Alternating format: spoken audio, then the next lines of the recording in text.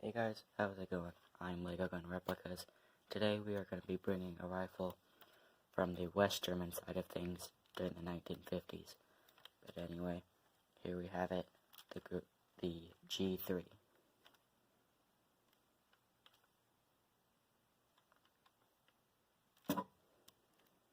So, the G3 or Gewehr 3 is a 7.62 by 51 millimeter NATO select fire battle rifle developed in the 1950s by the German armament manufacturer Heckler and Koch in collaboration with the Spanish-owned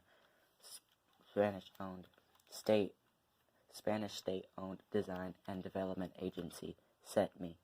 The origin of the rifle can be traced back to the final years of World War II, when Mauser manufacturers at the Light Weapon Development Group at Oberdorf Nectar designed the AKB Grat 06 prototype assault rifle chambered for the intermediate 7.92 by 33 mm Kurtz cartridge, the first of the Grat 06 models, using a roller-locked short recoil mechanism originally adopted by the MG42 machine gun, but with a fixed barrel and conventional gas-actuated piston rod.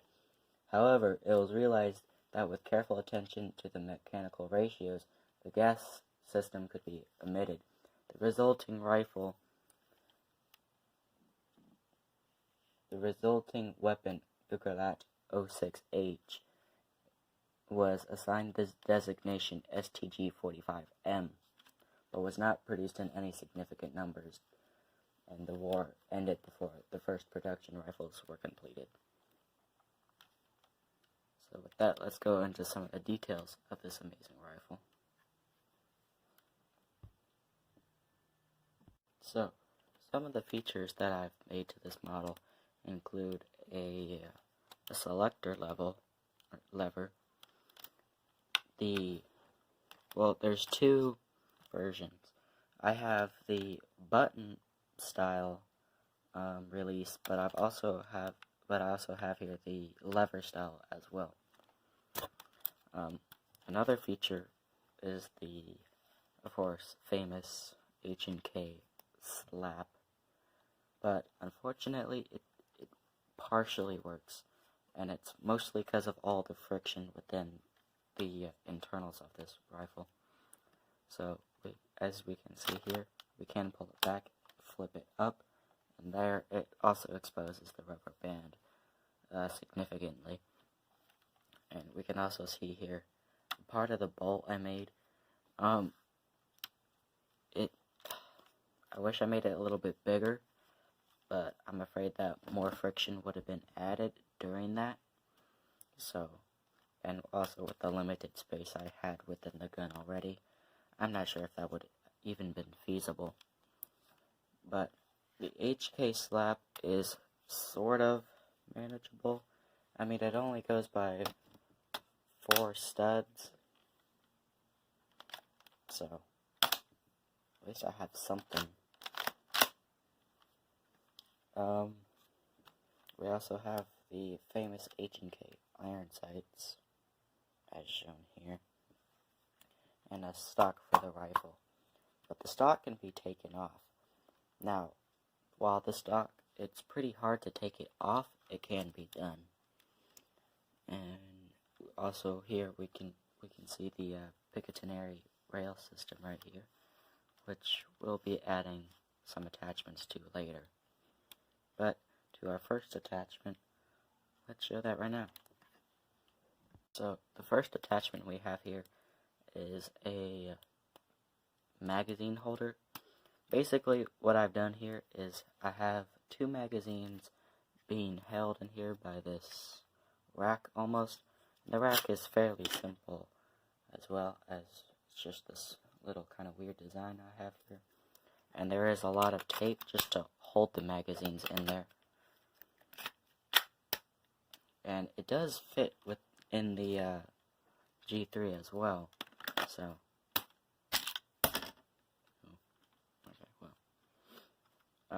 as we can also see here is the little bit of detail on the G3. Now these should be angled facing going down, kind of like that, and they would all be doing that. But with how they're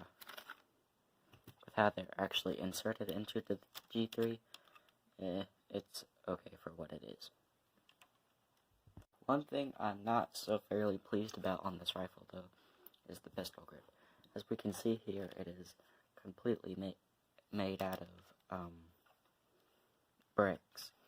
And while it looks great and is fairly comfortable, it lacks in a lot of structural...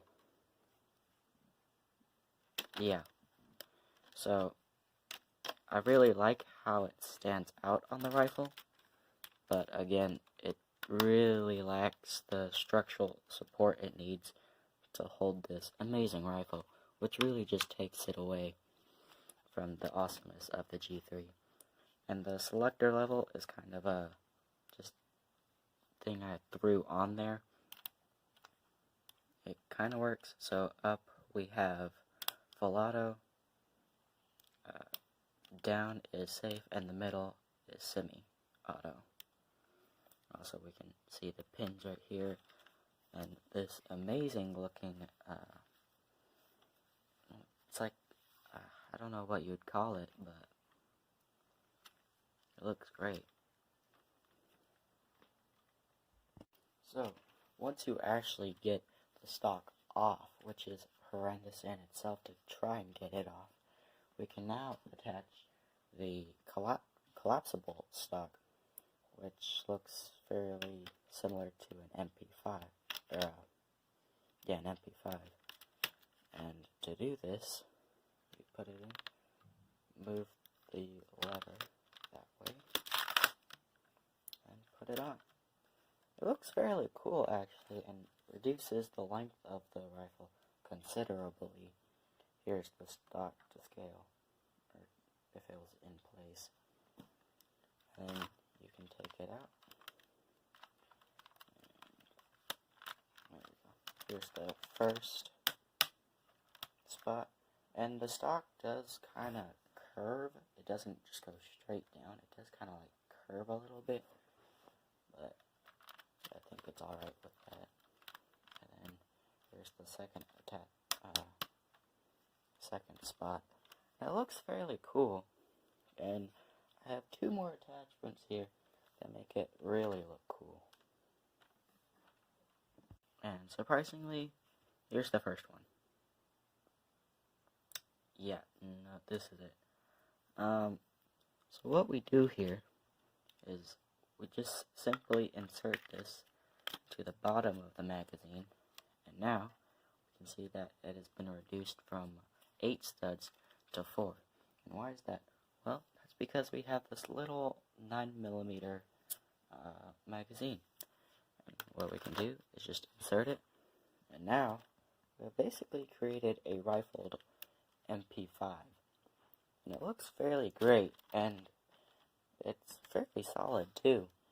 The only problem is that I don't think you can rechamber this whole barrel here. But, you know, it still looks fairly cool. And, yeah. So now we're going to go on to the sights. And so here it is, an ACOG. What a surprise. I think I might keep this ACOG around, honestly. It just fits well with a lot of my rifles. And even though it increases the weight considerably, it looks fairly okay. But I have one more sight here, besides just the irons, that look actually really good with the G3 here. And here it is, a hollow. Now, this is my first time making a hollow.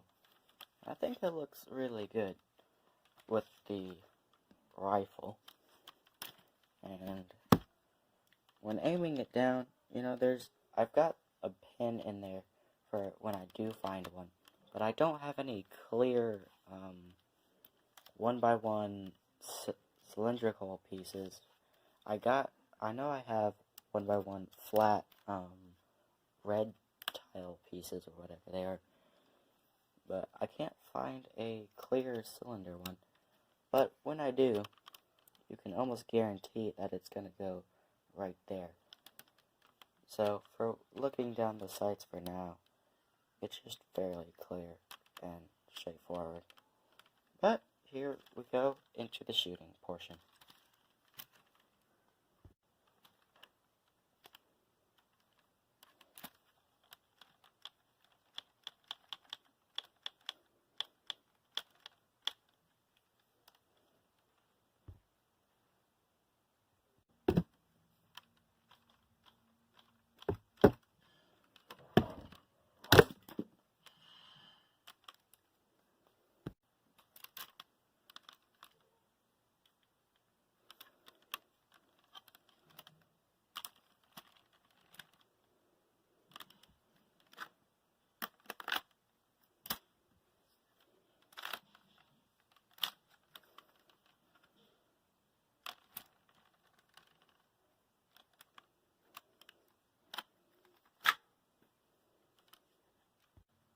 Okay, so just for the rest of the video, I'm just going to close off here because it's way too difficult to try to record the other ones just because of how high this stock is compared to the Picatinny rail and everything else on this gun. So, if you did enjoy it, please leave a like, as this does help me out. If you don't mind subscribing, that also helps as well. And until the next one, see you guys later.